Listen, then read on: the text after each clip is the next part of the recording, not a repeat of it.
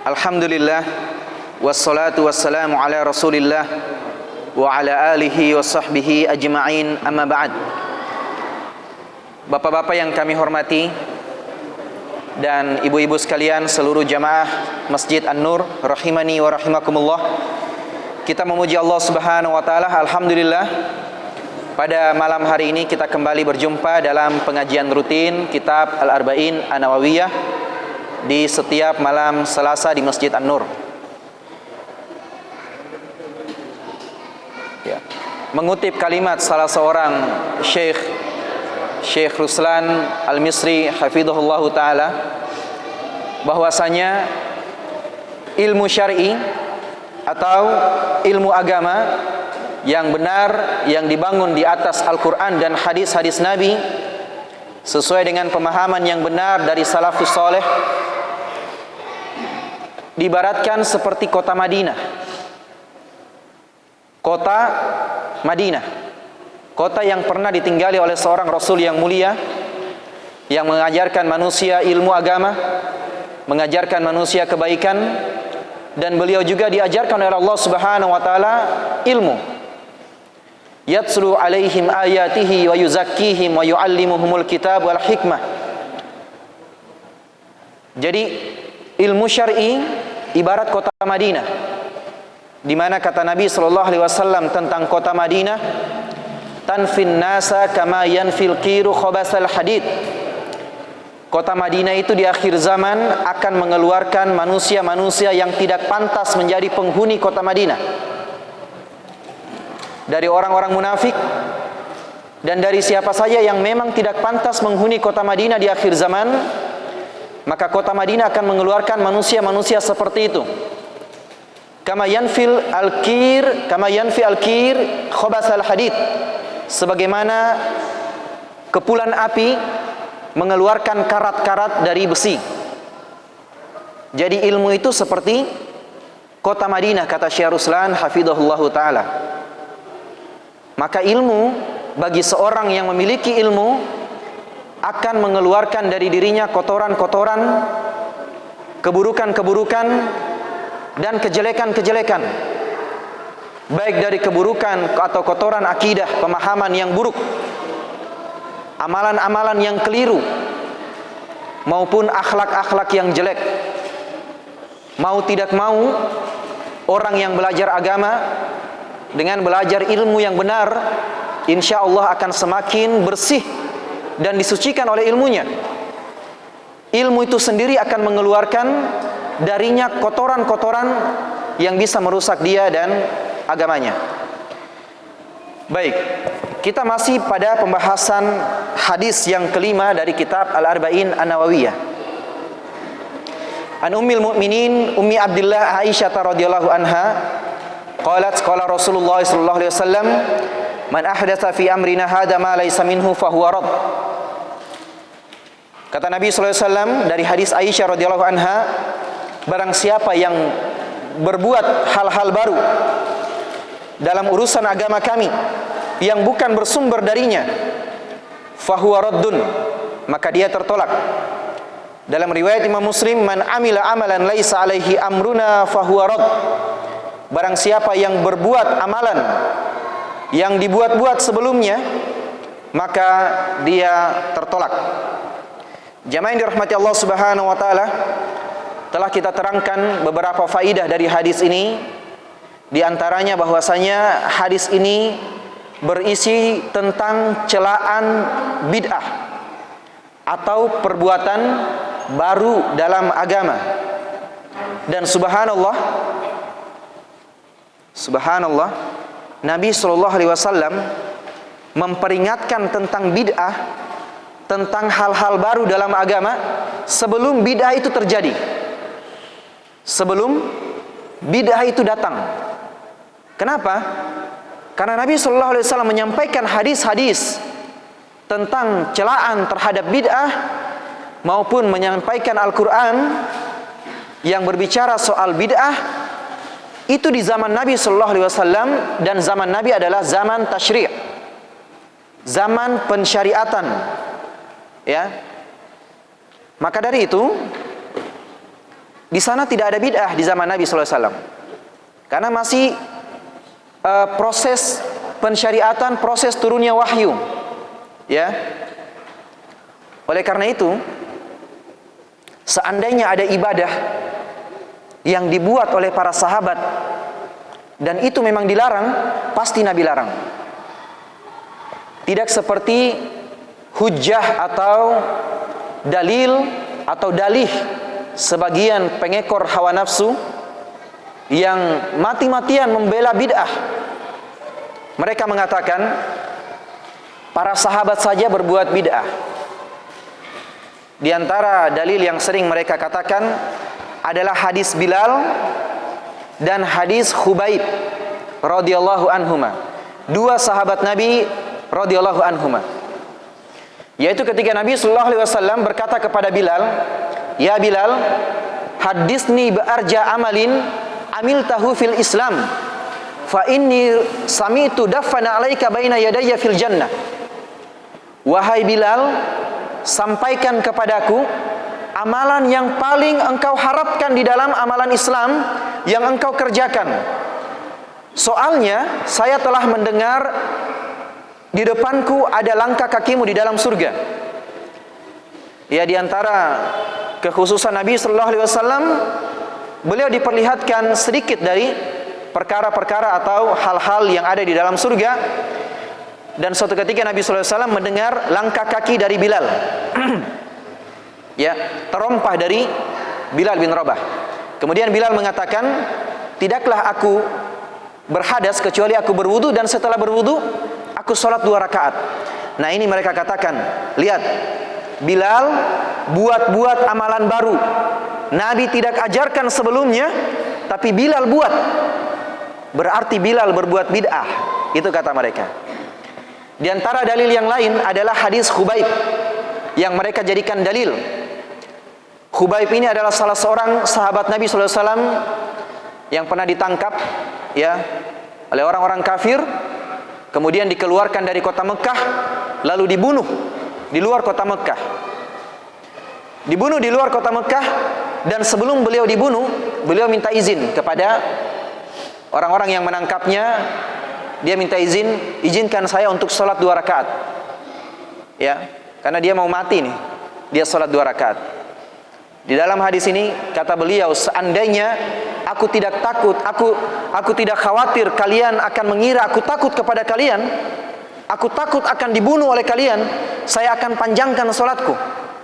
Maka beliau pendekkan sholatnya, kemudian beliau dibunuh.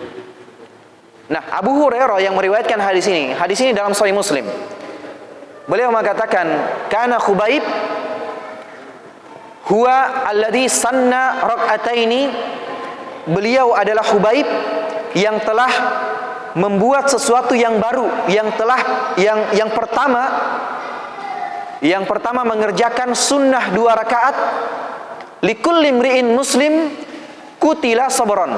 Untuk setiap orang muslim yang dibunuh.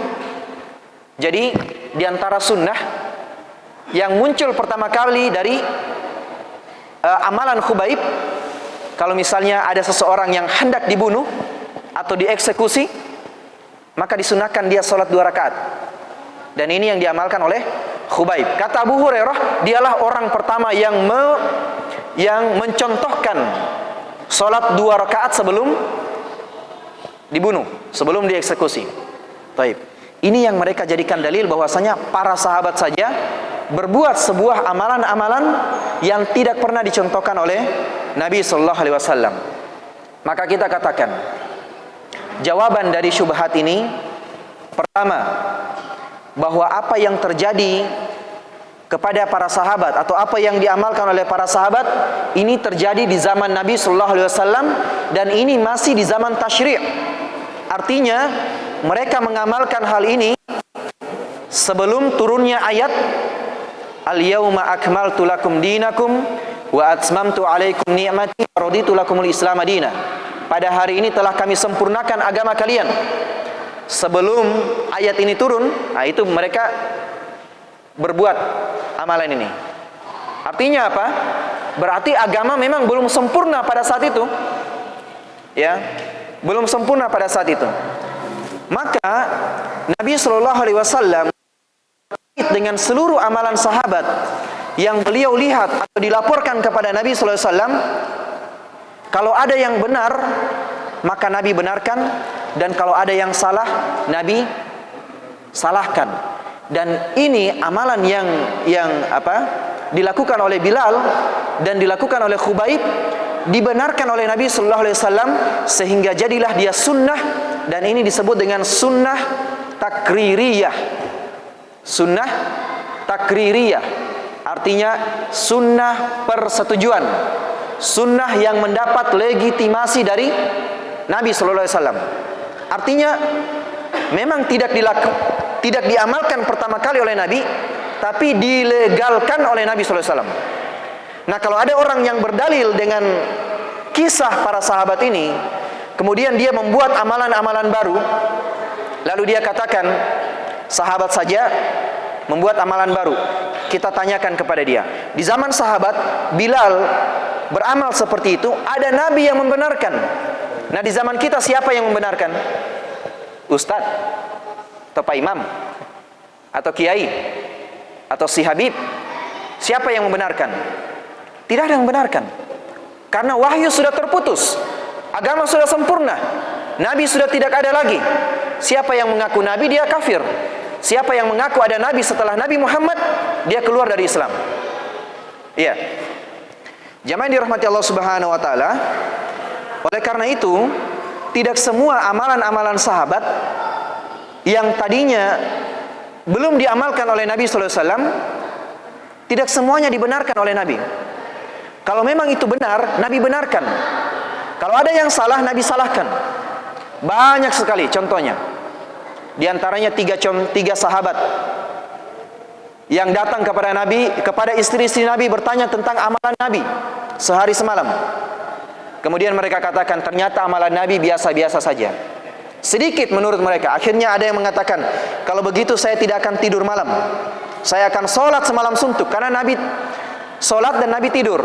Kalau begitu saya akan lebih daripada Nabi sallallahu alaihi wasallam. Ya Nabi, kita manusia biasa, maka saya harus lebih. Yang kedua, dia mengatakan, saya tidak akan menikahi wanita. Ya, saya tidak akan menikahi wanita karena itu mengganggu ibadah. Berumah tangga itu mengganggu ibadah. Yang ketiga, saya tidak akan berbuka, saya akan puasa terus. Ini kata tiga orang. Lalu apa kata Nabi sallallahu alaihi wasallam? Nabi marah dan mengingkari. Di ujung hadis ini kata Nabi sallallahu alaihi wasallam, man raghiba an sunnati falaysa minni. Siapa yang membenci sunnahku, maka dia bukan dari golonganku. Artinya perbuatan-perbuatan baru yang dibuat oleh sahabat ini diingkari oleh Nabi sallallahu alaihi wasallam, tidak disetujui, karena tidak semua perbuatan sahabat disetujui. Di antaranya lagi adalah hadis dari Abdullah bin Amr bin Al-As. Beliau pernah meminta kepada Nabi sallallahu alaihi wasallam, meminta izin untuk puasa setahun penuh. Ya, dia ingin puasa setahun penuh. Nabi katakan, engkau puasa 3 hari saja setiap bulan. 3 hari setiap bulan, berturut-turut atau terpisah-pisah. Karena berpuasa 3 hari setiap bulan, pahalanya 30.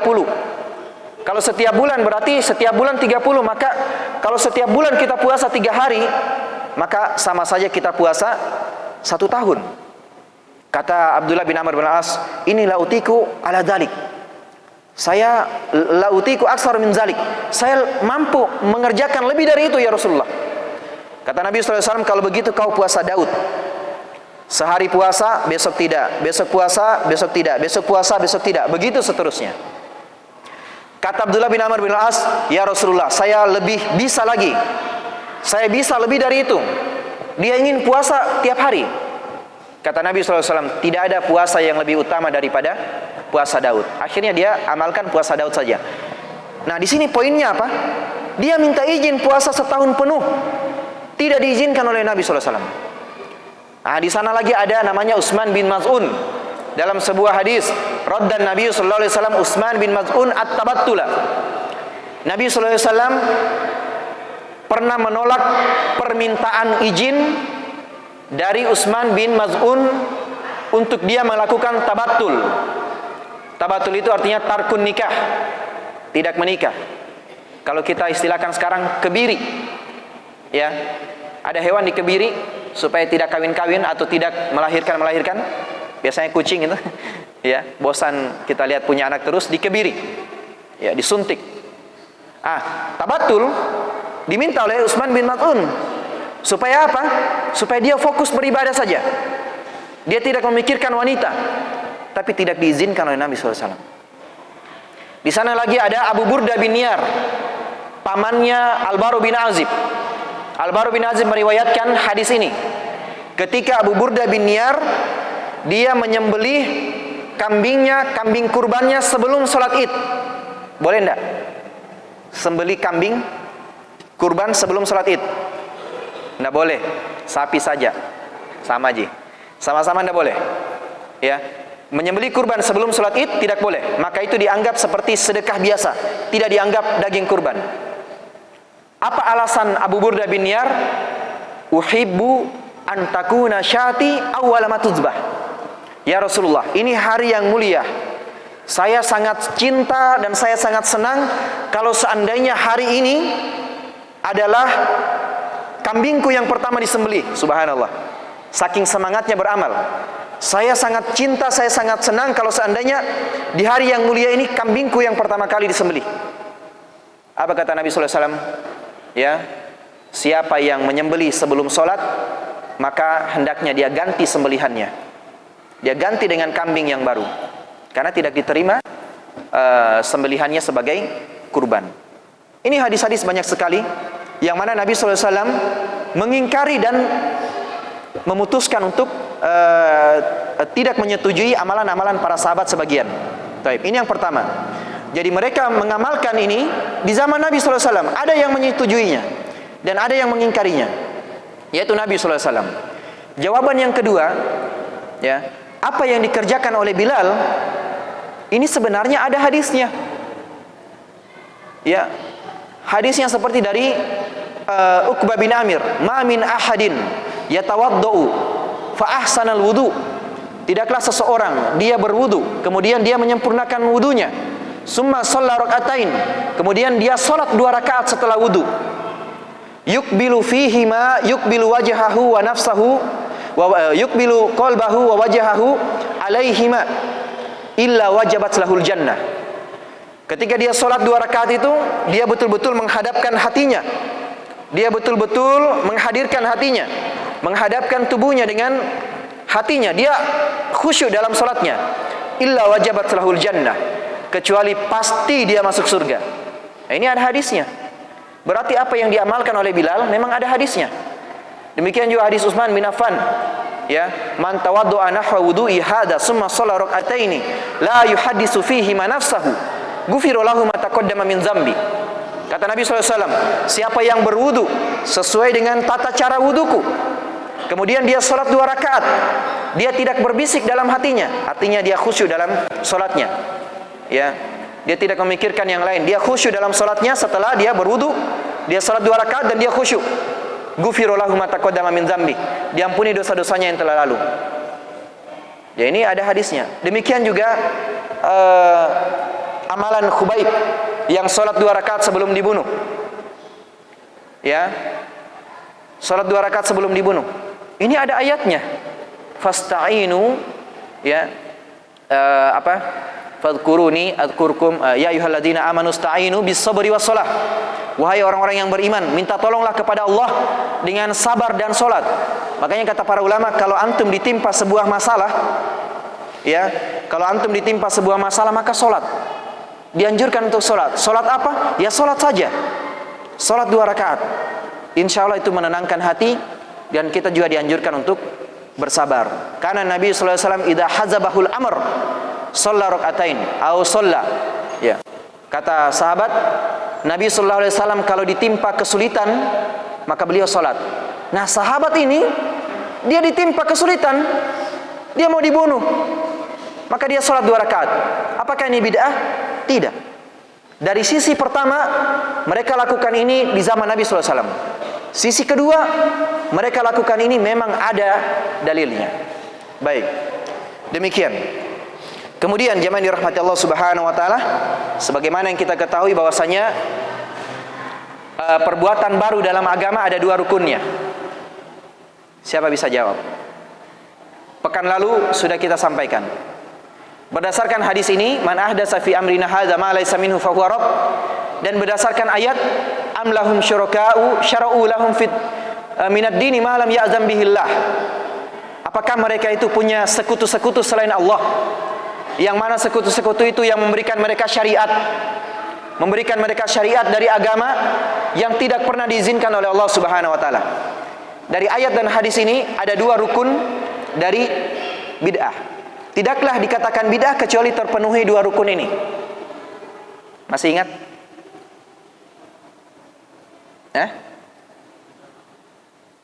Apa?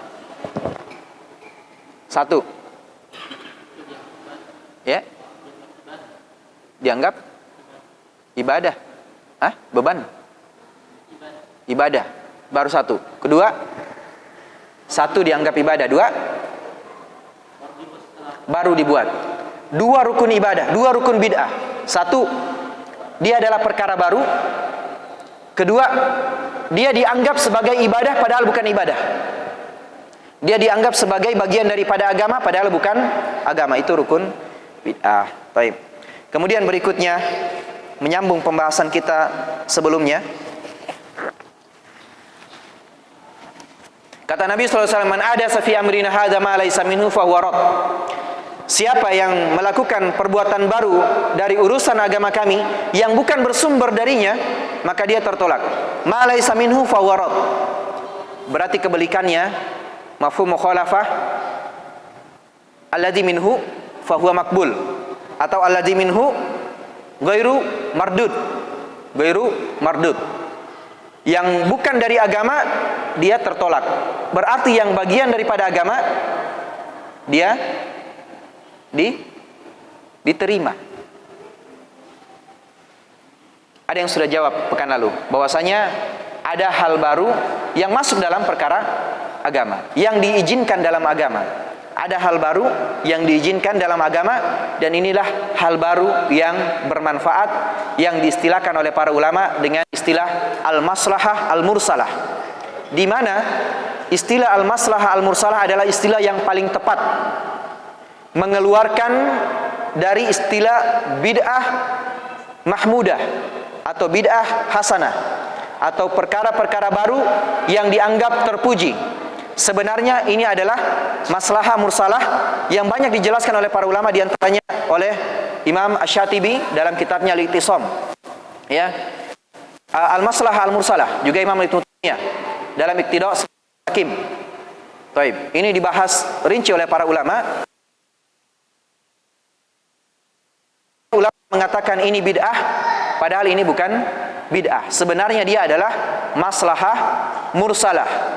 Apa itu maslahah mursalah? Kata Imam Ibnu Taimiyah, seperti an yaral mujtahidu anna hadzal fi'la lahu manfaatan rajihah wa laysa fi syar'i ma yanfihi. Kata beliau, seorang ulama memandang perkara ini atau amalan ini punya manfaat, tapi tidak diingkari dalam syariat. Tidak ada yang mengingkarinya dalam syariat. Dia punya manfaat untuk agama dan bisa digunakan dalam agama, tapi tidak ada syariat yang melarangnya. Ya. Dan ini yang dinamakan dengan maslahah mursalah. Contoh. Apa kemarin contohnya? Pondok pesantren. Bikin pondok pesantren. Di zaman Nabi tidak ada pondok pesantren. Ya. Yang ada adalah orang yang tinggal di masjid, Ahlus Sufah. Seperti Abu Hurairah dan kaumnya. Iya. Tidak ada pondok pesantren di zaman Nabi. Di zaman kita baru ada. Contoh lain, mushaf yang dicetak. Di zaman Nabi tidak ada. Di zaman Abu Bakar barulah ditulis mushaf kemudian dikumpulkan. Belakangan ini barulah dicetak dan diterbitkan. Kemudian apa lagi? Dakwah dengan medsos. Nah ini antum dakwah dengan medsos. Dulu di zaman Nabi tidak ada dakwah pakai medsos. Yang ada dakwah pakai surat. Ya. Apalagi merekam pengajian Abu Hurairah merekam hadis-hadis Nabi dengan hatinya, ya, dengan pikirannya, dengan hafalannya. Para sahabat merekam murattal Nabi sallallahu alaihi wasallam dengan hafalannya. Nabi merekam murattal Jibril dengan hafalan Nabi sallallahu alaihi wasallam. Tidak pernah pakai kaset. Apalagi banyak sekali. Salat menggunakan mic. Ya, ceramah pakai mic. Salat pakai toa, azan pakai toa. Ini semua adalah masalah mursalah yang memang kita harus akui sudah masuk dalam agama kita, tapi ini tidak ada larangannya dalam syariat, ya. Dan ini yang mereka sering jadikan dalil. Kalau memang bid'ah itu tidak boleh, ya, kalau memang bid'ah itu tidak boleh, maka jangan pakai motor kalau pergi di masjid, karena Nabi tidak pakai motor, ya. Tidak ada sahabat yang pakai Honda atau Yamaha, ya, pergi masjid, tidak ada. Baik, jangan pakai motor. Mereka katakan, kan ini juga bid'ah. Mereka bilang, lihat itu orang-orang menuduh kita berbuat bid'ah. Ya, mereka pakai songko yang bid'ah juga. Songko begini kan tidak ada di zaman Nabi SAW. Ya, mereka pakai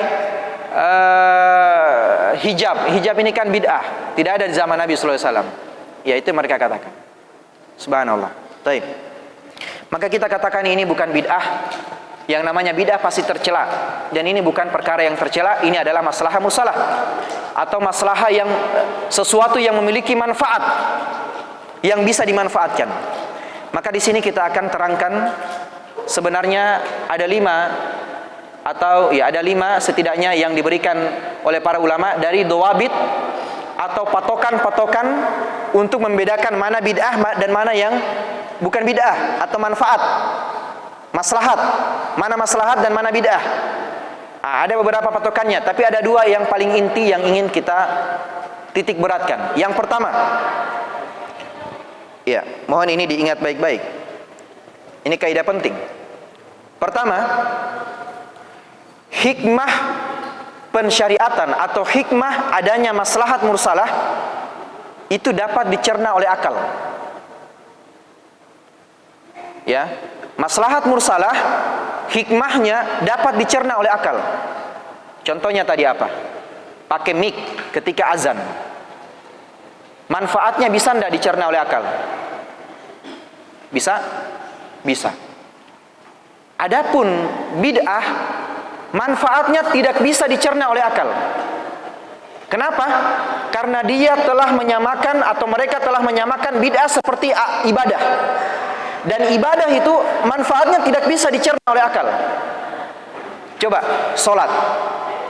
Manfaatnya sholat bisa enggak masuk di akal? Kenapa kita mesti sholat di jam 4:30 subuh? Kenapa bukan jam 6? Kenapa kita mesti sholat di jam 12 siang ketika matahari sudah tergelincir? Dan kenapa harus 4 rakaat? Ada yang bisa jelaskan? Apa hikmahnya, manfaatnya secara logika? Bisa? Tidak bisa. Karena memang begitu ibadah. Tidak bisa kita cerna secara akal karena dia adalah tauqifiyah. Ya. Coba kita bayangkan. Kenapa kita berwudu yang dibasuh hanya mulut, hidung, wajah, tangan, kepala, sama kaki? Kenapa kita tidak pernah membasuh, mohon maaf, belakang, ya, lubang yang di belakang? Padahal kalau itu keluar angin, batal wudu kita. Tapi pas kita berwudu, kita tidak diperintahkan untuk ini. Coba, bisa tidak dicerna oleh akal? Tidak bisa dicerna. Kenapa kita mesti puasa di bulan Ramadan? Kenapa bukan bulan Januari? Kecuali bertepatan bulan Januari dengan bulan Ramadan. Ya, kenapa bukan bulan Desember? Iya. Masuk akal enggak? Enggak masuk akal. Tapi memang ada hikmahnya, hanya kita tidak bisa cerna. Hikmahnya diantaranya yaitu kita dapat pahala. Nah, pahalanya bagaimana pahalanya itu? Bagaimana bentuknya itu pahala? Bisa enggak kita bayangkan? Tidak bisa. Ya. Itu ibadah seperti itu. Nah, bid'ah mereka setarakan dengan ibadah. Makanya bid'ah itu diantara pembedanya dengan maslahat, maslahat bisa dicerna oleh akal manfaatnya, dan bid'ah tidak bisa. Pasti tidak bisa. Coba saja lihat Saya takut-takut sebut contoh ya. Sensitif masalahnya. Coba saja contoh. Ya, saya rasa antum sudah sepakat semua. Orang berdoa pakai asap. Orang berdoa pakai asap. Cara untuk dikepulkan asapnya ada pakai gula atau ada pakai kadang apa? Kemenyan atau ini kulit langsat yang kering. Ketahuan. Baik. Kulit langsat yang kering. Baik. Coba bisa enggak dicerna akal? Apa hubungannya kita berdoa pakai itu?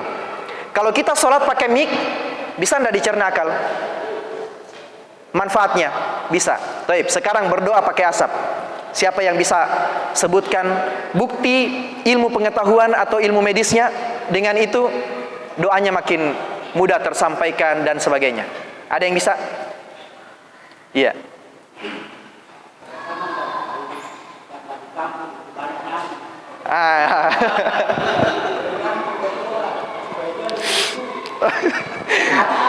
Iya. Kalau itu tujuannya boleh. Pertanyaannya, kenapa harus disimpan di depan? Kita ini lagi mau makan. Iya, kalau tujuannya karena nyamuk di zaman dulu, boleh, enggak masalah. Iya, dipasang di sudut, dipasang di sana, ya. Bahkan bukan hanya berdoa, kita lagi belajar pasang anti nyamuk, enggak masalah. Baik. Zaman dulu, iya. sekarang ada nyamuk masih dipakai juga.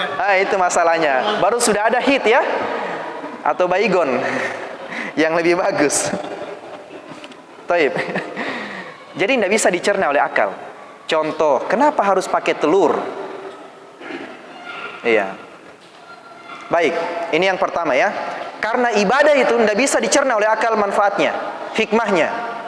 Kadang ada, seperti kita diperintahkan untuk cuci tangan, kita diperintahkan untuk minum secara duduk, ya, makan dengan duduk. Ya, memang secara medis itu ada hikmahnya, ya.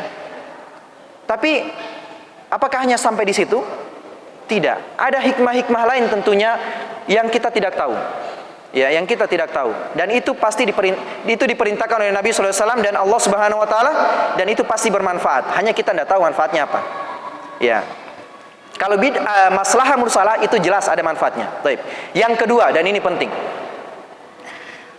Maslahah mursalah tidak terjadi di zaman Nabi dan hanya terjadi di zaman kita disebabkan dua perkara. Disebabkan dua hal. Sebab pertama, tidak terjadi di zaman Nabi dan hanya terjadi di zaman kita karena di zaman Nabi tidak diperlukan, tidak dibutuhkan untuk dikerjakan. Contohnya apa? Pengumpulan mushaf, cetak mushaf. Kenapa di zaman Nabi tidak dibutuhkan? Karena satu, Al-Quran belum lengkap, masih sementara turun. Kedua, mereka mengumpulkan Al-Quran di dalam hafalan-hafalan mereka. Yang ketiga, dilarang oleh Nabi sallallahu alaihi wasallam jangan menulis Al-Quran karena takutnya yang dilarang itu hadis, ya. Dilarang pertama hadis itu dilarang tulis karena takutnya bercampur dengan Al-Quran. Intinya belum dikumpulkan pada saat itu karena memang belum dibutuhkan. Ya. Baik. Jadi sebabnya ini. Sebab kedua, kenapa di zaman Nabi tidak ada dan di zaman kita baru ada? Dikarenakan kalaupun di zaman Nabi ada keperluannya, ada kebutuhan untuk melakukan hal tersebut, tapi di sana ada penghalang berupa kemustahilan. Mustahil dilakukan. Contoh apa? Merekam pelajaran. Kira-kira sahabat butuh tidak merekam pelajaran? Di saat Nabi menyampaikan nasihat-nasihat, mereka butuh tidak merekam? Butuh sekali. Seandainya dulu ada rekaman, sekarang kita sudah lihat bagaimana sosok Nabi alaihi salatu wassalam, bagaimana gaya bicara Nabi yang betul-betul asli kita dengar suaranya. Ya. Mereka butuh sekali, makanya ada periwayatan turun temurun. Tapi di sana ada kemustahilan, alatnya belum ada, tidak mungkin mereka lakukan. Nah, sekarang kita butuh dan itu tidak mustahil, alatnya ada, ini ada. Maka dari itu saat ini ada, ya, Maka dari itu saat ini ada. Adapun perkara baru dalam agama, satu, di zaman Nabi dibutuhkan. Dua, di zaman Nabi tidak ada penghalang untuk melakukannya, tapi Nabi tidak lakukan dan para sahabat tidak lakukan. Saya ulangi, adapun perkara baru yang dicela adalah di zaman Nabi dibutuhkan dan di zaman Nabi bisa mereka amalkan. Baik, bisa mereka amalkan. Contoh, di zaman Nabi ada ndak tahun baru? Ada. Dan mereka kenal tahun baru, ya. Di zaman Nabi ada tahun baru. Nah, kira-kira para sahabat butuh tidak menambah pahala di tahun baru? Tahun baru Masehi, ya. Karena di zaman Nabi belum ada tahun baru Hijriah. Tidak ada. Tahun baru Hijriah itu tahun Hijriah nanti ada di zaman Umar bin Khattab. Ya, Umar yang menetapkan tahun Hijriah. Tapi di zaman Nabi belum ada penanggalan Hijriah, yang ada penanggalan berdasarkan kejadian. Penanggalan tahun, ya, berdasarkan kejadian. Nah, di zaman Nabi ada tahun Hijriah, tahun Masehi. Karena Rasulullah SAW itu diutus sekitar tahun 600 Masehi. Artinya tahun Masehi sudah ada di zaman Nabi SAW. Berarti ada tahun baru di sana. Nah, para sahabat yang mendapatkan tahun baru di zaman Nabi SAW butuh tidak untuk menambah amalan? Misalnya mereka melakukan acara, misalnya acara di masjid dalam rangka menyambut tahun baru, atau acara berzikir dalam rangka menyambut tahun baru. Mereka butuh dan ada penghalang untuk mereka lakukan? Tidak ada. Lalu mengapa mereka tinggalkan? Mereka tidak lakukan? Karena memang itu tidak disyariatkan. Nah, kalau ada orang yang sekarang melakukan itu, jadilah dia sebagai perkara baru. Jadilah dia bidah. Bisa dipahami sampai di sini? Ini dua batasan penting ini. Dua batasan penting. Yang tadi satu, manfaatnya bisa dicerna akal untuk maslahah, bid'ah tidak bisa. Yang kedua, ketidakadaan di zaman Nabi karena tidak dibutuhkan, atau kalaupun dibutuhkan karena ada penghalang. Adapun bid'ah, maka ya sama kayak ada perkataan seorang ustadz, ya. Dia katakan, zakat fitrah pakai beras itu bid'ah. Kenapa kalian zakat fitrah pakai beras? Ya. Dia ya membantah orang-orang yang mengatakan bid'ah. Dia katakan, zakat fitrah, kenapa kalian zakat fitrah pakai beras? Zakat fitrah itu bid'ah. Di zaman Nabi tidak ada zakat fitrah pakai beras. Kita katakan di zaman Nabi tidak ada zakat fitrah pakai beras. Karena apa? Karena mereka tidak pakai beras. Mereka tidak pakai beras, mereka pakai gandum, mereka pakai roti, mereka pakai kurma, mereka makan kismis, mereka makan anggur. Itu yang mereka keluarkan dalam bentuk zakat, ya. Dan di sana juga ada hadis Nabi SAW, ya, waso'un min to'amin, dan satu sok dikeluarkan untuk setiap muslim dari makanan. Makanan ini umum, berarti kalau di zaman kita baru ada beras, di zaman Nabi tidak ada beras, ya wajar tidak dilakukan. Maka kalau kita lakukan di zaman sekarang karena makanan kita adalah beras, berarti ini bukan bid'ah, berarti ini adalah maslahat, ya. Taib. Seperti itu memahaminya. Dan yang terakhir, menutup kajian kita, inilah yang dikatakan oleh para ulama sebagai sunnatun tarkiyah atau as-sunnah tarkiyah. Sesuatu yang di zaman Nabi sallallahu alaihi wasallam mereka perlu untuk mengamalkan dan tidak ada penghalang untuk mereka mengerjakan, tapi mereka tidak kerjakan. Inilah yang disebut dengan as-sunnah at-tarkiyah, sunnah yang ditinggalkan. Maksudnya apa? Sebagaimana apa yang diamalkan oleh Nabi adalah sunnah, maka apa yang ditinggalkan oleh Nabi adalah sunnah. Berarti kalau kita mengamalkan yang diamalkan oleh Nabi, berarti kita mengamalkan sunnah. Dan kalau kita meninggalkan apa yang tidak dikerjakan oleh Nabi, itu juga sunnah. Paham ini? Karena tark itu artinya adamul fi'li, adamu fi'lil makduri alaih. Meninggalkan perbuatan yang seharusnya kita mampu mengerjakan, kita tinggalkan. Itu artinya meninggalkan. Nabi mampu mengerjakannya, para sahabat mampu mengerjakannya, dan mereka butuh, tapi mereka tinggalkan. Maka kita tinggalkan, berarti kita telah mengamalkan sunnah. Dan sunnahnya adalah sunnah peninggalan, sunnah meninggalkan. Ya, karena ada sunnah mengamalkan dan ada sunnah meninggalkan. Ini yang jarang kita dengar, jarang kita bahas. Ya, kita hanya mengenal sunnah amalan, sunnah amalan.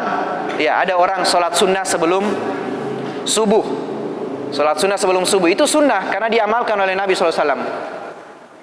Tapi Nabi tidak sholat sunnah setelah subuh, itu juga sunnah. Artinya sudah sunnah peninggalan. Sunnah Nabi meninggalkan, maka kita meninggalkan, itu juga sunnah. Baik, barakallahu fikum. Ada pertanyaan sampai sini? 3 menit lagi ya. Iya. Yeah.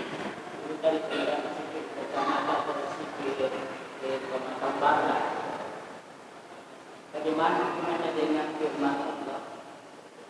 Kebanyakan zikir itu Rasulullah yang Baik. Dalam surat Al-Jum'ah. Baik.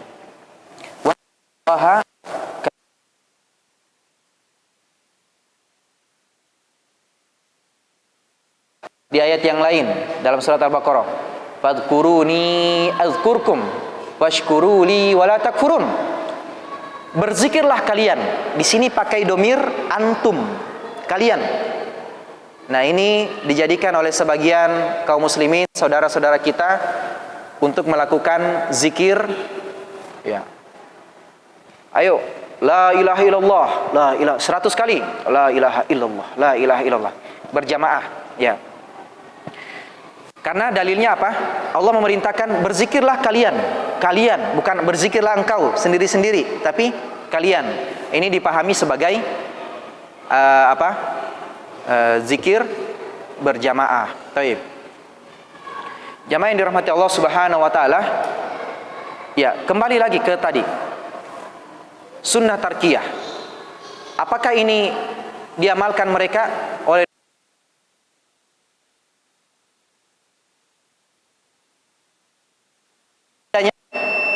Iya.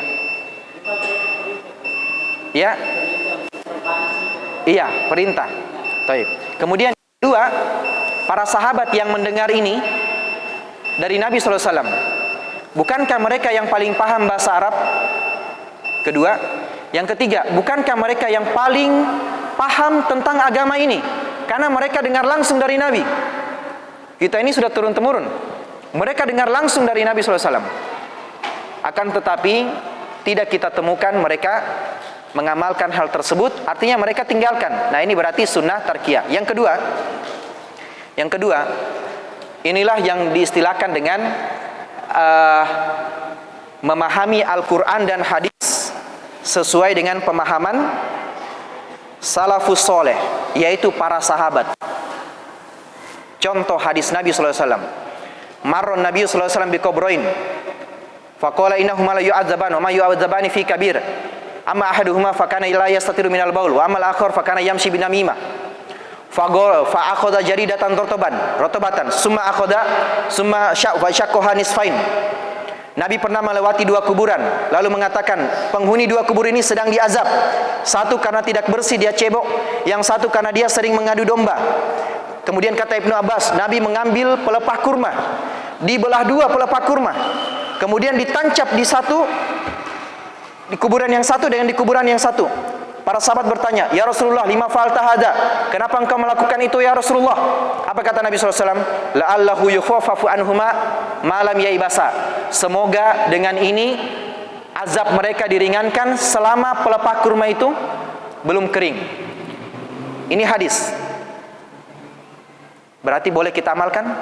Kita amalkan, kita ambil batang daun kelapa, kita belah 2, kita tancap di kuburan saudara kita. Kemudian kita berharap dengan pelepah kurma ini penghuni kubur ini diringankan azabnya. Boleh kita amalkan? Tidak boleh. Kenapa? Para sahabat, mereka yang mendengar hadis ini, mereka yang melihat langsung Nabi menancapkan itu, tapi tidak ada satupun dari mereka yang berbuat seperti itu. Berarti cara memahaminya bukan seperti itu. Inilah yang dimaksud dengan pemahaman salafus soleh. Kita memahami Al-Quran dan hadis sebagaimana para sahabat memahaminya. Kalau mereka memahami ayat yang kita baca tadi dengan memahaminya seperti itu, maka kita amalkan. Tapi karena mereka memahami ayat seperti itu dengan cara lain, berarti jangan kita amalkan dengan cara yang lain. Kenapa? Karena mereka lah yang paling paham ayat dan hadis, maka mereka yang paling tahu bagaimana cara mengamalkan, dan mereka lah kita ikuti cara mengamalkannya. Baik, semoga ini bisa menjawab. Kalaupun ada pertanyaan lagi, bisa mungkin kita diskusikan setelah sholat Isya. Barakallahu fikum. Mohon maaf jika ada salah-salah kata. Subhanakallahumma bihamdik asyhadu an la ilaha illa anta astaghfiruka wa atubu ilaik. Assalamualaikum warahmatullahi wabarakatuh.